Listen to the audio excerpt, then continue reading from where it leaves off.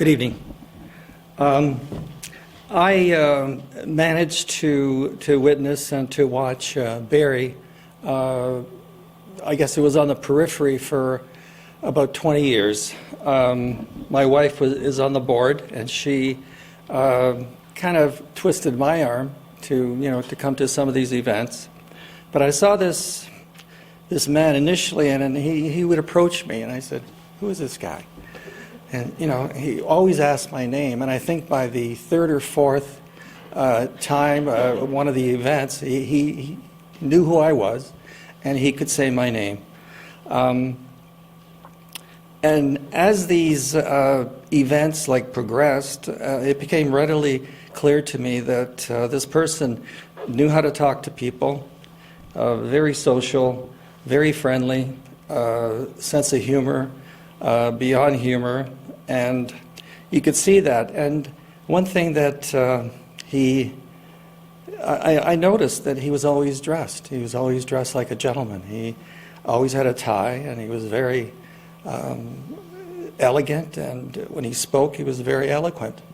And I said, "Oh my gosh, this guy's, he even had an institute named after him." And so I said to myself, maybe I should get to know this guy better.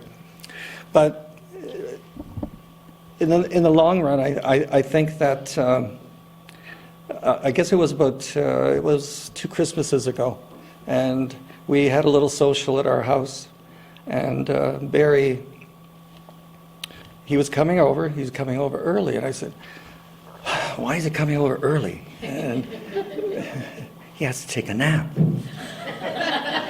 Where's he going to take a nap? He's going to take a nap at our house. Are you kidding? So we had to do something with that. And he was very gracious. And I said, "Hey, if you want to take a nap, you could take a nap." So he had his nap, and it became time to get dressed. And Barrie liked to get dressed, of course. And he had this tie. He said it was a special tie.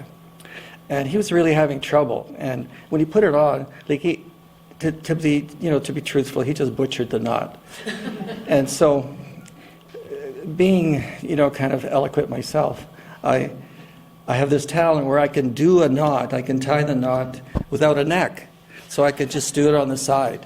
So I did it, and I put it on. And him being very gracious, of course, he said, "That's the best knot I have ever had."